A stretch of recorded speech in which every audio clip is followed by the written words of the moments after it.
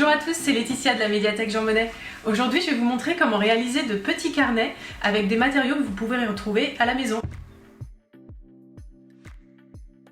Pour ce tutoriel, nous allons utiliser un certain nombre d'outils et de matériaux, dont un marteau ou une masse. Donc pour cela, je demande aux enfants de faire appel à un adulte, parce que ça peut être dangereux.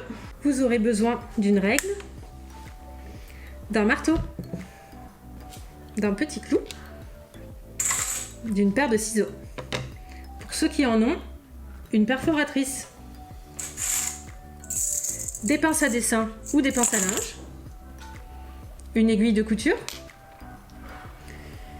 un crayon à papier et des fils, ceux que vous préférez.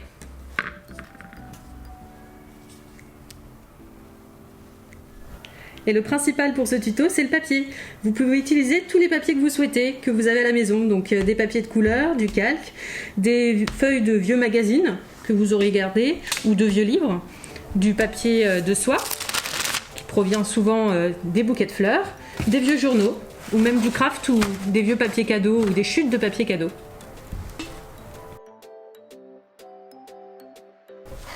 La première technique est la plus simple. Pour ça, vous avez besoin d'une paire de ciseaux, de pinces à dessin ou de pinces à linge et de fils.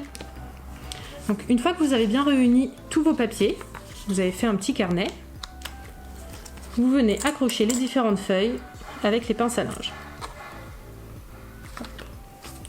Puis, vous allez découper sur le côté de manière régulière.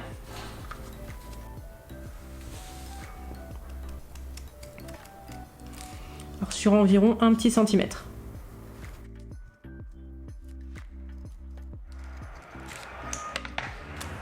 On voit bien l'écran. Une fois que j'ai découpé mes crans, je viens prendre mon fil d'une certaine longueur, plus que 2 fois la taille de mon carnet, pour être bien sûr d'avoir la bonne taille. Donc je viens commencer au début et je vais passer alternativement au-dessus ou en dessous de chaque cran.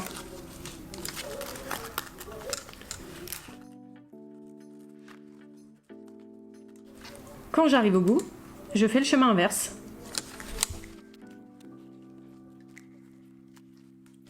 Je fais bien attention de mettre ma corde au bout de chaque cran, bien l'enfoncer.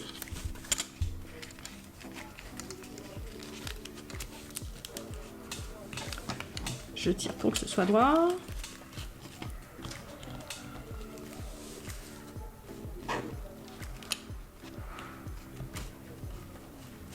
Voilà. Une fois arrivé au bout, je fais un petit nœud avec le bout de corde que j'avais au début.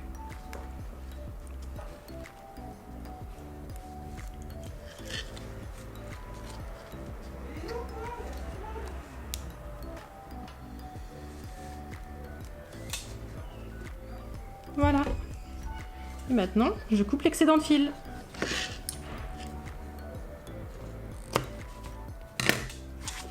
Et voilà, mon petit carnet est relié. Hop, les feuilles tiennent bien entre elles.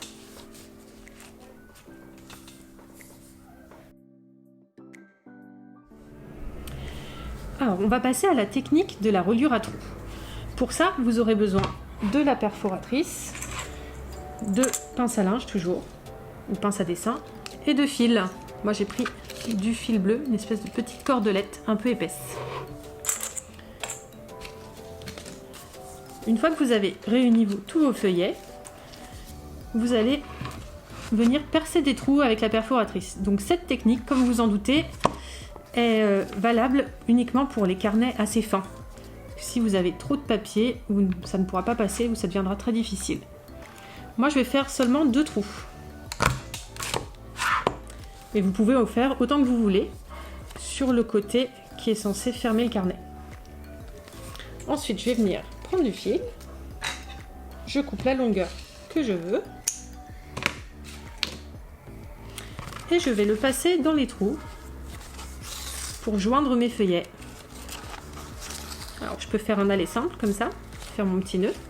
Comme j'ai pris un long fil, je peux le repasser, faire un petit effet de style.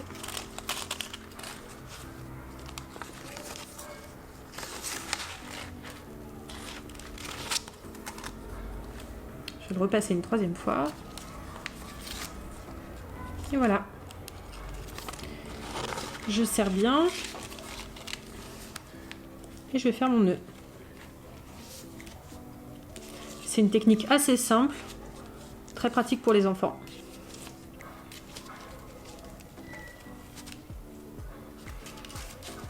Je découpe l'excès de fil. Et voilà.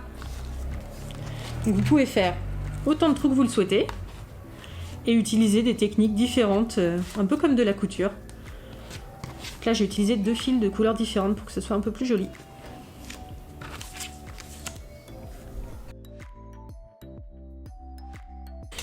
Je vais maintenant vous présenter la reliure à la japonaise. Donc c'est une très jolie reliure qui prend la forme d'une couture sur le côté du livre à fermer et qui va relier les différents feuillets. Pour cela, donc là c'est la technique un petit peu dangereuse on va dire pour les enfants, il me faut mon petit clou et le marteau parce que je vais venir percer l'ensemble de mon carnet pour passer mes fils par la suite. Ce qui est joli dans la reliure japonaise, c'est ces petits motifs là. Donc avant de percer des trous, je vais d'abord sur un brouillon dessiner mon modèle. Donc là j'ai fait quelque chose d'un petit peu plus compliqué, mais je vais partir sur quelque chose de plus simple. Voilà, ça c'est ma feuille. Moi je vais faire des carrés, de simples carrés. Hop là, j'aimerais que ça ressemble à ça. Pour que ça ressemble à ça, il va falloir que je perce des trous là où mes fils vont se rejoindre, c'est-à-dire au croisement des traits. Donc ça c'est des trous. Voilà. Donc il va falloir que je perce 5 trous. Donc, je reprends mon carnet.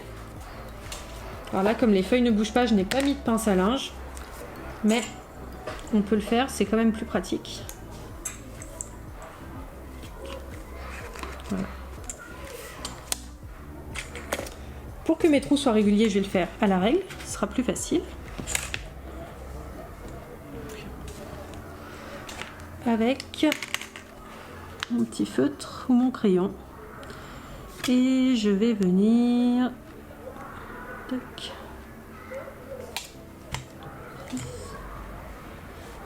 faire mes petits trous, mes petits points.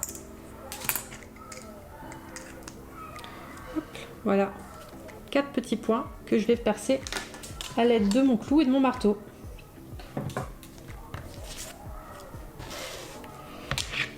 C'est assez simple en fait, je place mon clou sur le dessin, sur le petit point et je tape en faisant bien attention de ne pas me taper sur les doigts. Je fais aussi attention de bien traverser tout le papier, voilà, pour que mon aiguille ne coince pas.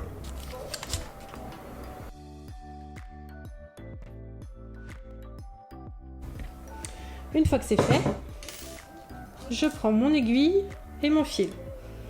Pour cette technique-là, j'aime bien utiliser du fil à broder, qui est assez brillant, ça rend très bien sur la couture. Et je vais commencer à faire mon motif. Donc je vais commencer hop, par l'arrière, pour pas qu'on voit le petit nœud.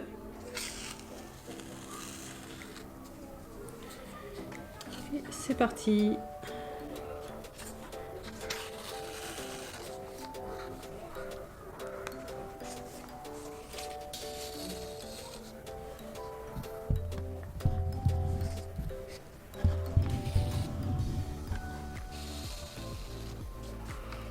Donc l'intérêt de cette technique, c'est que comme c'est du papier, on peut prendre son temps.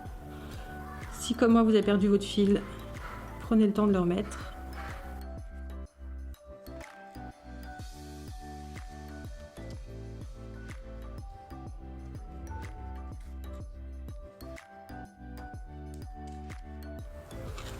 Et une fois que j'ai fini,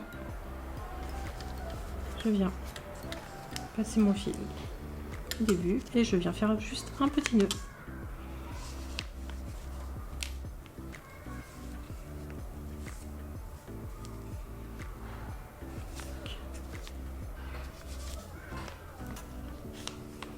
Voilà. Je coupe l'excédent de fil.